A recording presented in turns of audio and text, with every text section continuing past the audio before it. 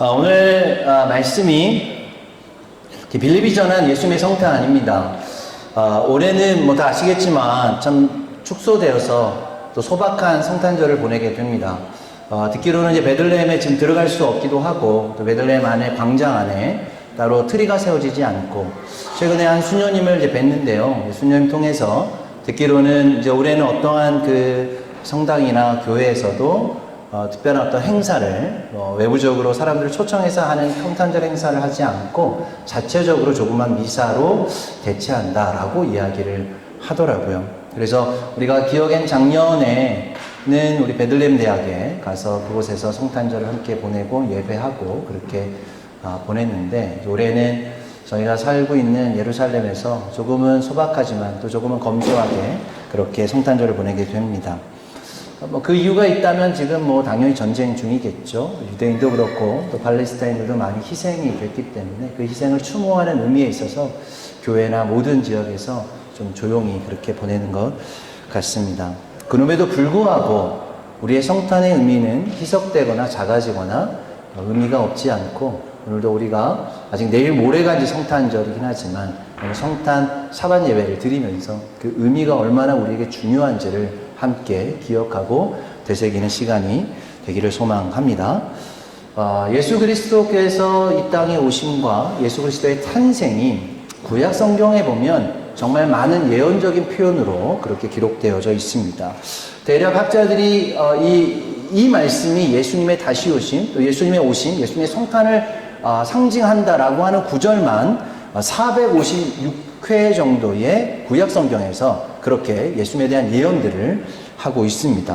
조금 더 부분적으로 얘기하자면 모세오경에는 75회, 그리고 선지서에는 243회, 그리고 나머지 이제 부분에서 한 138회 정도가 언급되어져 있는 거죠. 가장 많은 부분이 예언서, 선지서에서 그렇게 표현하고 있게 됩니다. 오늘 이제 우리가 이야기하고자 하는 이 빌립의 메시지, 그리고 그 안에 더 들어가 보면 바로 이사야에서 이야기하고 있는 예수 그리스도의 탄생, 예수 그리스도의 오심이 어떤 의미인가라고 하는 것을 오늘 우리가 좀 같이 나누고자 합니다. 결국은 이런 수많은 456번에 하라는 이 예언들이 결국은 예수님께서 2000년 전에 이 땅에 오심으로 그 예언의 성취가 일어나게 되는 것이죠. 그러니까 모든 예언은 예언에서만 끝나는 것이 아니라 그것이 그 실제로 우리의 삶 가운데 역사 속에 일어남을 통하여서 이 말씀이 하나님의 말씀으로 실현되고 실제였구나라고 하는 것이 너무나 중요한 성경적인 작업인 것이죠. 그것이 바로 2000년 전에 주님께서 이 땅에 오셨던 사건이었습니다.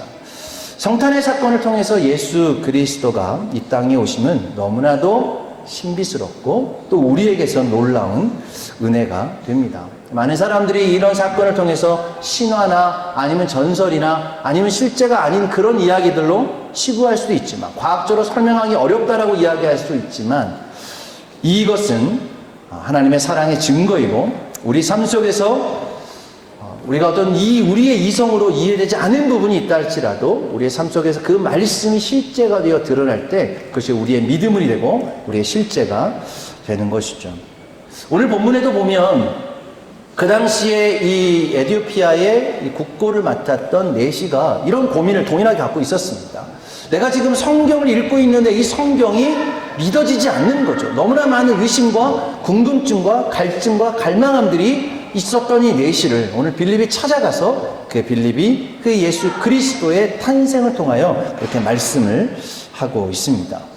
오늘 그 사도행전 8장에 등장하는 이 빌립, 우리가 이제 성경에 보면 빌립이 몇 명 나오잖아요. 헤롯 빌립도 나오고 또 예수님의 제자 빌립도 나오고, 오늘은 이제 이야기하는 이 빌립은 전도자 빌립이죠. 그래서 사도행전 초대교회가 생기고 난 다음에 12집사가 이제 이 사도가 세워지지만 그 12사도에는 들어가지는 않지만 그 초대교회 안에서 너무나 중요한 어떤 영적인 권위를 갖고 있는 바로 그 초대교회 7 그 집사들 가운데 한 사람이 바로 오늘 등장하는 빌립이 되게 됩니다.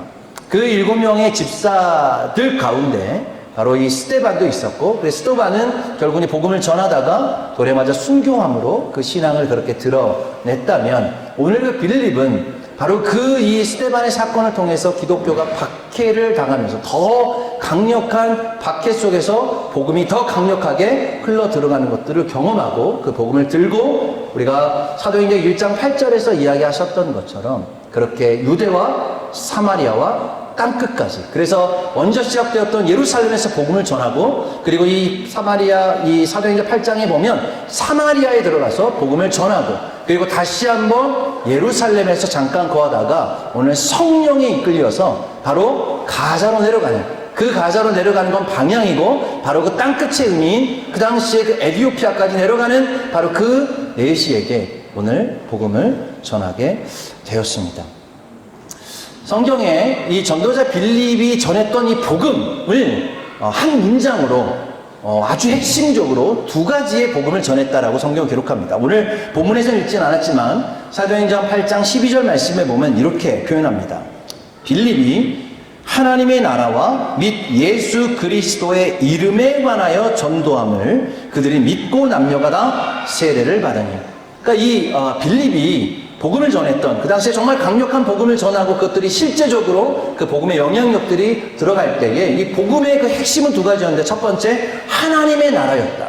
하나님의 나라가 무엇인가라고 하는 것이었고, 두 번째는 예수 그리스도의 이름에 대한 의미를 전했다라고 성경은 기록하고 있습니다. 히브리어로 보면 말쿠트 엘로힘 쉔 예슈아 하마시아. 사실 우리도 실제 우리 복음의 핵심은 이거죠. 하나님의 나라가 하늘에 있는 것이 아니라 이 땅에 살고 있는 우리의 삶 가운데 하나님의 나라가 임하는 것이다 라고 하는 것이 첫 번째 복음의 핵심이고, 두 번째는 우리가 믿고 있는 예수 그리스도의 의미가 무엇이냐라고 하는 것이죠. 이것이 바로 예수님의 탄생의 기록에 보면 바로 예수 그리스도 하마시아가 어떤 의미인가라고 하는 것을 너무나 잘 표현하고 있습니다. 대표적으로 마태복음 1장에 보면 예수님께서 태어나셨을 때 이렇게 이사야의 이야기를 표현해서 이야기를 하죠. 아들을 낳으리니 그 이름을 예수라 하라. 그는 자기 백성을 자그들의 죄에서 구원할 자이심이니라. 첫 번째로 예수 그리스도의 이름의 의미가 무엇입니까? 죄에서 죽을 수밖에 없던 우리를 구원해낼 자다라고 하는 것이 바로 예수 그리스도의 이름의 첫 번째 의미인 것이죠. 두 번째는 마태복음 1장 23절에 보면 오늘 찬양에도 나왔던 것처럼 바로 임마누엘인 것이죠. 보라, 처녀가 잉타의 아들을 낳을 것이요 그 이름을 임마누엘이라 하라 하리니 이를 번역한즉 하나님이 우리와 함께 하십니다. 여러분, 이것이 바로 예수 그리스도의 이 이름의 핵심인 것이죠. 이 땅에 주님이 오셨던 이유는 죽을 수밖에 없던 우리를 구원해내기 위함이고, 두 번째로 그 임마누엘 되어주셔서 그 한 번의 사건으로 끝나는 것이 아니라 영원까지 주님이 우리와 함께 하신다라고 하는 이 핵심이 예수님의 탄생의 의미인 것이고, 예수님 이 땅에 오신 너무나 중요한 성탄의 의미가 됩니다. 결론적으로 오늘 빌립이 에디오피아 내시에게 전한 복음은 예수 그리스도가 이 땅에 오신 이유이자 바로 그것이 성탄의 의미인 것이죠. 오늘 우리가 베들레헴에 들어가지 못하지만 오늘 이 말씀은 사실은 성경을 잘 읽어보면 베들레헴 굉장히 가까운 곳에서 일어난 사건입니다. 오늘 26절 말씀에 보면 이렇게 시작을 합니다. 주의 사자가 빌립에게서 말하여 이르되 일어나서 남쪽으로 향하고 예루살렘에서 가사로 내려가는 길까지 가라 하니 그 길은 광야라. 여기서 이제 정확히 어디라고 이야기하지 않지만 방향에 대해서는 이야기를 하고 있잖아요. 남쪽으로 가라. 그리고 그것이 가사로 내려가는 길이 될 것이다. 거기가 바로 광야의 길을 지나가게 될 것이다. 이렇게 이야기를 합니다. 여러분, 예루살렘에서 가사로 내려갈 수 있는 길이 지정학적으로 보면 대충 크게 두 가지의 길이 있다고 생각이 듭니다. 하나는 남쪽으로 이제 베들레헴을 통해서, 우리가 지금 60번 도로죠. 우리가 족장길이라고 하는 그 길을 따라서 베들레헴, 헤브론, 부엘셰바를 지나 거기서 이제 이렇게 가자 쪽으로 꺾어서 가는 방법이 하나가 있을 테고, 또 하나는 서쪽 편이죠. 이쪽에 우리가 셰펠라라고 하는 우리 베스메시를 통해서 이렇게 길을 따라서 가다가 아시켈론을 지나 그리고 이제 가사로 가는, 우리가 보통 이제 그 길을 많이 이용하는데 그 길을 통해서 가는 그 길이었겠죠. 근데 오늘 이제 이 빌립에게 성령님이 너가 일어나서 가라 라고 했던 그 방향은 가사로 가는 방법 가운데 남쪽을 통해 가라고 이야기를 합니다. 그러니까 아마도 오늘 그 길은 남쪽 베들레헴을 지금 통해서 그렇게 가고 있었던 상황이 되는 거죠. 그런데 오늘 주의 사자가 빌립에게 왜 그 길을 가게 하는지에 대한 설명을 하지 않습니다. 그냥 무조건 히브리어 보면 레하 이렇게 얘기를 하는 거죠. 일어나 가라 이렇게 이야기를 합니다. 어떤 다른 히브리어 본문에는요 쿰 레클레카 이렇게 얘기를 합니다. 이게 이제 하나님께서 아브라함에게 너가 일어나 갈대아 우르의 땅 내가 지시할 땅으로 가라라고 할 때 레클레카라고 이야기했던 그 동일한 단어를 오늘 성령님께서 빌립에게 말씀하고 있는 것이죠. 그래서 이제 27절 28절 말씀에 보면 일어나 가서 보니 에디오피아 사람 곧 에디오피아 여왕 간다게의 모든 국고를 맡은 관리인 네시가 예배하러 예루살렘에 왔다가 돌아가는데 수레를 타고 선지자 이사의 글을 읽더라. 여기서 이제 뭐라고 이야기하냐면 성령님께서 너가 일어나서 가라고 할 때는 왜 가야 되는지를 이야기하지 않으셨는데 그 다음에 보니까 일어나 가서 보니 거기를 가서 내려가 보니 성령님이 그래서 왜 그곳에 가게 했는지를 지금 설명하고 있다는 거죠. 여러분 이게 우리의 신앙에도 참 중요한 적용이라고 생각이 듭니다.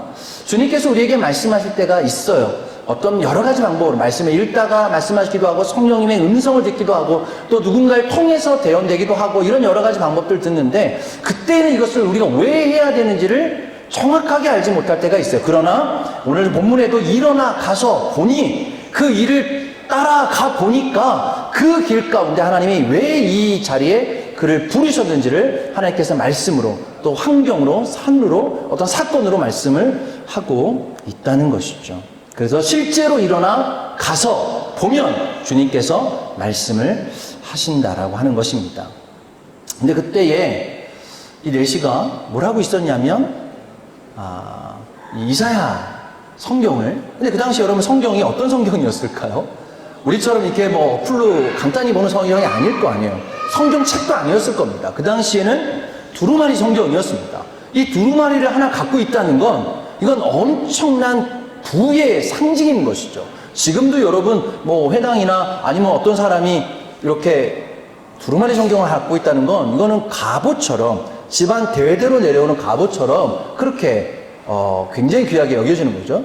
오늘 제가 이제 교회에 제일 먼저 도착했어요. 우리 오스나타고 제일 먼저 도착했는데, 근데 오다가 이제 교회 앞에 이렇게 딱 오는데요. 그 앞에 쓰레기 큰 봉지 2개가 교회 앞에 떨어져 있는 거예요. 아마 누가 버리고 왔다기보다는 막 오늘 막 새벽부터 바람이 많이 불어서 그 쓰레기가 이렇게 굴러서 온 것이 아닌가라는 생각이 드는데, 그래서 제가 이렇게 가는데, 누가 여기다가 교회 앞에다 쓰레기를 버렸지? 라고 했더니, 오스나 씨 하는 얘기가, 이거 혹시 근위자 아니야? 근위자? 이렇게 얘기를 하는 거예요.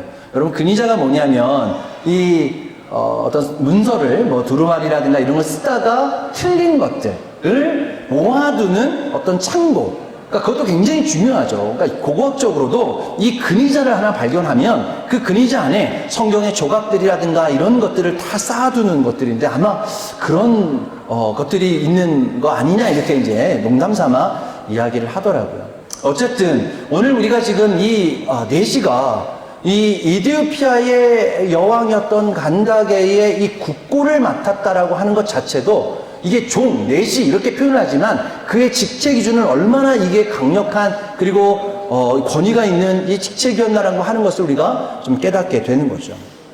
제가 그저께 우리 그레이스 하우스 사라하고 이렇게 잠깐 악기점에 가서 이렇게 피아노를 하나 디지털 피아노 하나 사기 위해서 같이 갔어요. 근데 그날 제가 처음 알았는데, 왜냐면 이제, 두 분이 다 영어 이름을 쓰잖아요. 원래 이제 중국 이름이 원래 있겠죠. 근데 제가 그레이스의 원래 중국 이름을 처음으로 봤어요. 근데 성이 간씨더라고요, 간씨. 그래서, 간다게랑 똑같구나. 간다게님하고 같은 성을 갖고 있구나. 그런 여왕이 되기를. 네, 그래서, 물론 다른 의미겠죠. 그러나, 제가 그 간을 보면서, 오늘 이 말씀을 보는데, 이 간다게와 같은, 네, 그런 여왕의, 권위가 있기를 그렇게, 기도했습니다. 어쨌든, 오늘 이제 이, 네시가 그렇게 가게 될 때에, 여러분 성경에 보면, 이 네시라고 하는 한 명이 등장을 합니다. 그러나 우리가 이 상황을 볼 때에, 네시가 한 명만 있었겠습니까? 여러분 이 장면은 지금 수레를 끌고 가고 있었어요. 끌고 가는 수레를 타고 가고 있었습니다. 그는 이미 한 나라에 어찌 보면 여왕 다음으로 권위가 있는 사람이었어요. 그리고 여러분 지금 왔던 거리가 얼마나 됐을까요? 그 당시 에디오피아에서 지금 이 예루살렘까지 예배하러 왔다는 것은 아마 지정학적으로 따져보니까 대략 3,600km 정도가 떨어져 있는 거리입니다. 그래서 제가 몇 년 전에 에티오피아를 이제 갔다 왔는데요. 2번 갔다 왔는데 비행기를 타고 가도 6시간 반을 가야 되는 거리예요. 그러니까 이 에티오피아라는 땅이 대륙을 지나서 아프리카를 지나서 가야 되는 어마어마한 거리에 지금 혼자서 올 수 없었던 거죠. 여러분, 이 장면을 우리가 조금 더 오래되는 한 장면이 있겠죠. 우리가 동방박사들이 이 페르시아에서부터 이 땅에 오는 거리와 사실 거의 유사한 거리입니다. 여러분, 페르시아의 사람들이 우리가 뭐 동방박사 3명이 아닌 것을 다 알고 있잖아요. 아마 오히려 더 많은 사람들이 함께 무리와 그렇게 무리를 이끌고 예루살렘을 지나서 지금 별을 따라서 베들레헴으로 찾아가고 있었다는 거죠. 여러분, 이 장면과 이 내시도 아마도 본인뿐만 아니라 어마어마한 행렬이 지금 예루살렘을 방문하고 예루살렘 방문했을 때에 그 당시에 동방박사들이 예루살렘 들어갔을 때 어떤 일이 일어났습니까? 소동이 일어났다고 얘기합니다. 희한한 복장과 많은 사람들이 그 예루살렘 온 것에 대해서 너희가 도대체 무슨 일이냐라고 이야기했던 것처럼 아마 지금 이 내시가 예루살렘 방문하고 예배하고 돌아갔을 때에는 그들이 그 갖고 있는 전통적인 이 복장이나 또 희한한 모습이나 또 얼굴 피부색이나 이런 것들 통해서 예루살렘이 굉장히 들썩이는 혼란이 일어나는 일들을 아마 경험하는 것을 우리가 이 장면을 통해 이해해 볼 수 있다는 것이죠. 여러분, 이런 화려한 행렬 속에서 주님의 눈과 주님의 가치는 그런 화려함에 있지 않았습니다. 그가 돈을 얼마나 들였느냐, 그가 얼마나 많은 사람이 있느냐, 얼마나 많은 그런 화려한 것들, 가치 있는 것을 갖고 있느냐에 지금 주님의 포커스에 있지 않다는 것이죠. 그것을 굳이 표현하고 싶지 않았던 것이죠. 여러분, 이 주님에게 무엇이 지금 가장 중요한 관심사입니까? 그 하나님의 말씀을 읽고 깨닫기를 원하는 한 영혼에 대한 포커스가 있었다는 거죠. 오늘 여기 성경에 보면 언어적인 유의가 하나 나오는데요. 왜 하필이면 가사로 가는 길이라고 표현했을까요? 그의 목적은 지금 가사가 아니잖아요. 그의 목적은 지금 에티오피아로 가는 겁니다. 그러면 에티오피아로 내려가다가 이렇게 표현할 수도 있었을 텐데 왜 오늘 이 본문은 사도행전 기자는 왜 이 사람이 에티오피아로 가는데 예루살렘에서 남쪽으로 가사로 가는 길로 가다가 지금 빌립을 만났다고 이야기를 하고 있을까요? 저에게는 이제 어떤 묵상이 되냐면, 여러분, 이 가사라고 하는 이 헬라어가요, 오늘 성경 본문에 2번이 나옵니다. 한 번은 가사로 내려가는 길. 그런데 그 다음에 이 26절에 보면 가사로 나오지만 27절에 다시 한번 가사라는 단어가 나오는데 그게 뭐냐면 보물, 국고라고 하는 단어예요. 이게 이제 동일한 가사와 가사, 헬라, 히브리어는 다르지만 헬라어로 기록되어 있는 본문에 보면 26절에는 이것이 가사로 내려가는 길이라고 표현하고 27절에는 똑같은 가사라는 단어를 쓰고 이걸 뭐라고 번역을 했냐면 보물, 그 이디오피아의 보물을 맡은 자라고 하는 그 보물이라는 단어로 설명을 하고 있다는 거죠. 아마 하나님께서 또 주님께서 오늘 이것에 가사로 내려가야 되는 그 이유는 가사가 목적이 아니라 그 한 사람이 나의 보물과 같은 자로, 한 영혼이 그가 돈을 많이 갖고 있어서가 아니라 그가 정말 그 돈을, 엄청난 돈을 재정을 관리하고 그런 큰 일을 해서가 아니라 그 갈급해하는 한 영혼이 주님께는 나의 보물이라고 지금 말씀하고 있다는 것이죠. 여러분, 요즘 우리의 모든 시선이 어디로 가 있습니까? 가사로 가 있잖아요. 이 전쟁의 지금 가장 핵심이 어디입니까? 가사 안에 있는 거죠.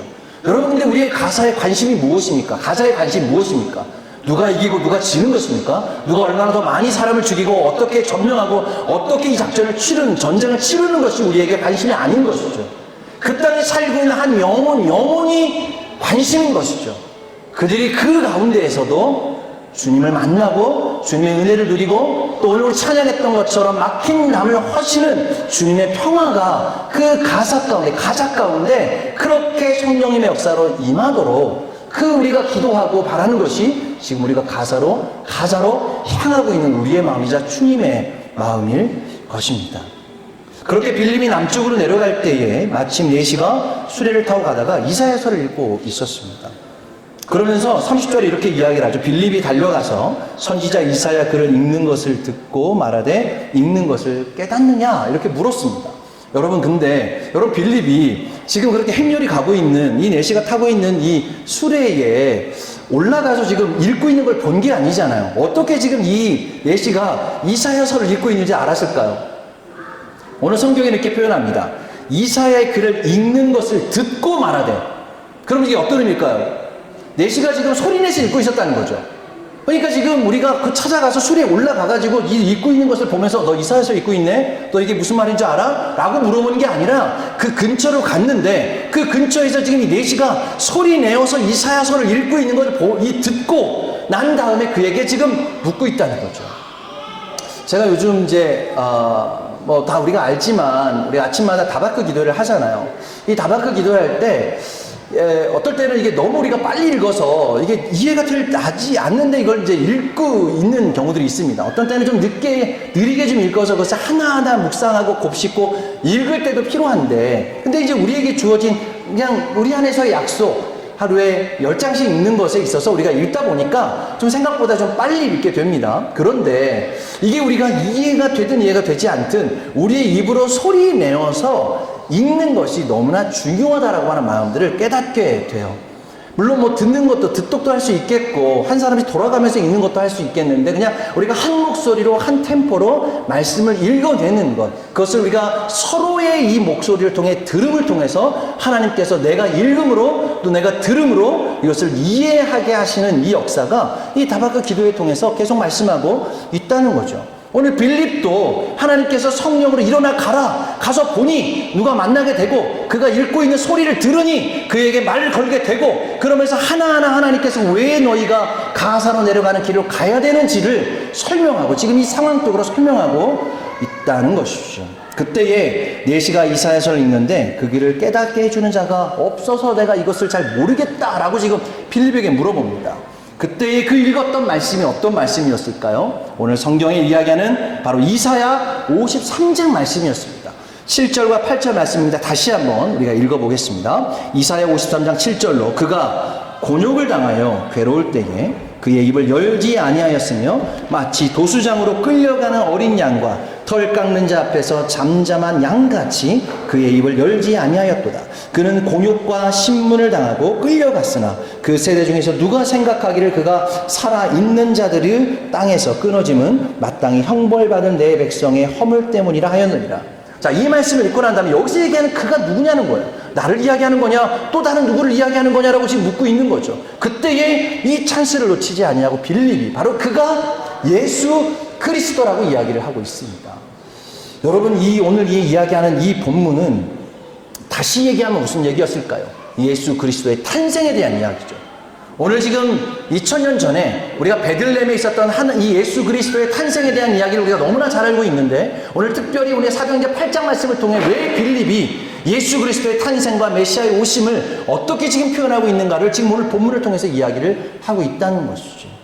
다시 말해서 예수 그리스도의 탄생과 이 땅의 오심에 대한 핵심입니다. 예수께서 고난을 당하시고 십자가에 달리셨던 그 이유는 주님이 찾으시는 그 한 영혼, 바로 그 당신의 허물과 죄를 위해 기꺼이 감당하신 그 십자가의 사랑이 이 땅에 오신 예수 그리스도의 이름의 의미다라고 말씀하신 거죠. 그리고 그 구원자이신 예수님과 끝까지 함께 하실 바로 임마누엘 되신 그 예수 그리스도를 지금 이 빌립이 내시에게, 이디오피아의 그 내시에게 전하고 있다는 거죠. 그래서 그 마침 가는 길에 보니 옆에 물이 있었어요. 그래서 잠깐 멈추자. 우리가 그래서 여기에서 세례를 받으면 어떠하냐라고 지금 이제 빌립이 권했을 때 그가 순종하고 그곳에 세례를 베풀게 됩니다. 여러분, 이 세례를 베풀었던 곳이 어딜까요? 아십니까? 혹시 예루살렘에서 이곳을 가보신 적이 있는 분이 있을지 모르겠습니다. 여기가 바로 에인 하니야입니다. 오늘도 제가 에인 하니야 지역을 지나왔거든요. 그래서 제가 오늘 이 오스날에게 이제 오스날 지금 살고 있는 지역이 그 근처인데, 그 에인 하니야가 어디냐면, 여러분들 그 우리가 이제 고동 목사님 이번에 이제 이사를 하셨잖아요. 근데 베들레헴 사실 때 우리가 베들레헴에 들어갈 때 그때 고동 목사님 가르쳐 주셨던 이 말카케녀 뒤쪽으로 들어가는 길 아시죠? 그래서 거기 체크포인트 지나서 이렇게 하르아 길로를 지나 이제 베들레헴으로 넘어가는데, 그 길을 가다 보면 그 길에 있어요. 그래서 그 길에서 체크포인트를 딱 넘자마자 한 300m 앞으로 가면 왼쪽 편으로 팻말이 하나 보이는데 거기가 에인 하니야라고 되어 있습니다. 그 옆에 뭐라고 되어 있냐면 에인 하나야 이렇게 써 있어요. 거기 주차장이 없다고 그렇게 되어 있는데 에인 하나야가 아니라 에인 하니야. 사실은 의미는 비슷하죠. 여기 A는 이제 없다가 아니라 셈이란 뜻이잖아요. 그리고 한이야는 하나예요. 머물다. 우리가 주차하다라고 이야기할 수 있는데 머물다. 그러면 이게 어떤 의미일까요? 머문 셈이다라는 거죠. 누군가 이곳에서 머물렀던 셈이다. 그게 누구였을까요? 오늘 성경이 이야기하는 빌립과 바로 내시를 가리켜서 이야기를 합니다. 여러분 여기를 가보면 우리 사진 보이십니까? 자, 저희 주에 지금 사진 보이시죠? 그래서 위쪽에 보면 지금 예루살렘 써 있고, 그리고 지금 밑에 쪽에 요 밑에가 베들레헴이에요. 그래서 예루살렘과 베들레헴의 중간에 살짝 서쪽 편으로 지금 이 길이 보이는 것이 60번 도로입니다. 우리가 얘기하는 족장길인데, 그러니까 오늘 지금 이제 성경적으로 보면 빌립이 지금 예루살렘에 있다가 성령님의 지금 말씀하셔서 남쪽으로 내려가는 길에 저기 어딘가에서 지금 내시를 만난 거예요. 그리고 만나고 지금 대화를 하는 가운데 마침 지금 오늘 이 이사야서의 말씀을 풀어서 예수님의 탄생이 무엇인지에 대한, 예수 그리스도의 이름이 무엇인지에 대한 말씀하고 난 다음에 깨달았을 때에 바로 그 보였던 장소가 어디냐면 바로 저 장소라는 거죠. 여러분 저기를 가보면 두 가지가 있습니다. 첫 번째, 1세기에서부터 세워진 교회터가 있습니다. 이 교회는 아르메니안 교회와 에티오피아 교회에게 너무나 중요한 성지입니다. 왜냐하면 에티오피아인들에게는 여기가 바로 에티오피아 내시가 세례, 침례를 받았던 곳이기 때문에 중요한 1세기 당시에 교회가 세워지고, 또 하나 옆에는 샘이 있습니다. 사진을 보면 우리 다음 장 이렇게 샘이 있습니다. 굉장히 생각보다 크죠. 이런 샘이 두 개가 있어요. 윗샘이 있고 밑에 샘이 있는데, 다음 사진을 보여주면 왼쪽 편에 보이는 것이 지금 교회고요. 그리고 오른쪽 편에 보이는 게 이제 또 다른 또 하나의 샘인데, 이게 이제 흐르는 물이에요. 흐르는 물이 지금 중간에 물을 저렇게 이렇게 저장을 해서 샘을 만들어 놓은 거죠. 제가 오늘 아침에 이 길을 이렇게 지나오다가, 제가 오스나한테 물었거든요. 야, 이 골짜기의 이름이 뭐야? 그랬더니, 골짜기의 이름이 있대요. 근데 제가 지도를 찾아보니까 여기를 뭐라고 했냐면, 나할 르파임이라고 되어 있습니다. 그래, 르파임이 이제 오늘 라이랑 제가 같이 왔는데, 이 르파임이 뭐야? 그랬더니, 르파임이 고스트라는 뜻이래요. 그러니까, 보이지 않는 영, 보이지 않는 그런 영. 그래서 왜 나할 르파임이지? 순간 생각했던 게, 여기서 빌립이 사라졌잖아요. 그래서, 여기서 이제 오늘 본문이 끝나고 난 다음에 주님이 성령이 이끌려 빌립이 그냥 사라진 거예요. 그래서 그 다음에 어디에 나타납니까? 아스도, 지금의 아스도시죠. 아스도까지 날아가서 거기에서 왔는데, 그래서, 이게, 고스트 된 거구나. 그래서 이 골짜기의 이름이, 이 흐르는 강의 이름이 나할 르파임이다라고 제 자체적으로 그렇게 해석을 했습니다. 그래서 제가 앞으로 이제 다른 분들이 오면 그렇게 설명을 해주려고요. 이 골짜기의 이름이 나할 르파임인데, 고스트 밸리, 고스트 스트림이다. 이렇게 이제 설명을 하는데, 근데 중요한 것은 오늘 이 장소가 어디로서 시작되어서 어디로 연결된 길이었을까요? 이게 바로 예루살렘에서 베들레헴으로 가는 길이잖아요. 여러분, 결론적으로 오늘 지금 이 빌립이 성령에 이끌려 사라지게 되고, 그리고 내시는 기쁜 마음으로 자기의 길을 갔더라, 이렇게 얘기를 합니다. 오늘 사도행전 8장 39절 말씀에 둘이 물에서 올라올새 주의 영이 빌립을 이끌어 간지라 내시는 기쁘게 길을 가므로 그들이 다시 보지 못하더라 얘기했습니다. 여러분, 아마 이제 빌립은 영이 이끌려서 어딘가로 이제 고스트 됐고, 그런데 지금 오늘 내시는 이 말씀을 기쁨으로 받아들였다는 거예요. 그러고 난 다음에 그가 이 가사로 내려가는 길 가운데 어디를 들려보고 싶었을까요? 저는 당연히 베들레헴 아니었을까요? 이 지금 내시가 지금 바로 이 길이 왜 이 길을 내가 가야 되는지, 왜 가사로 가는 길 가운데 저기를 지나가야 되는지를 지금 오늘 그 한 샘을 통해서 저의 개인적인 묵상은, 그 다음에 그 내시의 여정은 바로 예수님이 탄생하셨던 예수 그리스도의 이름이 그곳에 있었던 바로 그 베들레헴을 향해 그가 기쁨으로 예배하고, 그곳에서 하나님 앞에 하나님의 마음을 깨닫고, 그가 다시금 자기의 나라인 에티오피아에 가서, 그 다음에 성경에 보면 그가 다시는 그가 보지 못하였더라. 아마 다시 예루살렘에 올라오지 않고 그 땅에서 복음을 전하고 최초의 에티오피아 그리스도인이 되어진, 성경적인 기록에 의해서 최초의 그리스도인이 된 바로 그 역사의 한 장면을 그가 기쁨으로 맞이하게 된 거죠.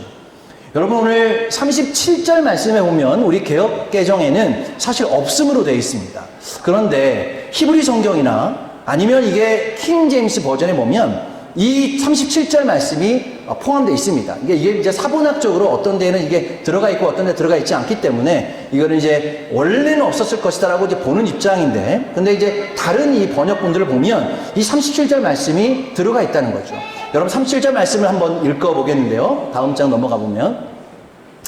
이게 이제 킹제임스 버전을 이제 번역한 겁니다. 우리나라 말로. 제가 읽어드리면 빌립이 이르되 만일 내가 내가 마음을 다하여 믿으면 될 것이요 그가 대답하여 이르되 나는 예수 그리스도께서 하나님의 아들이심을 믿노라.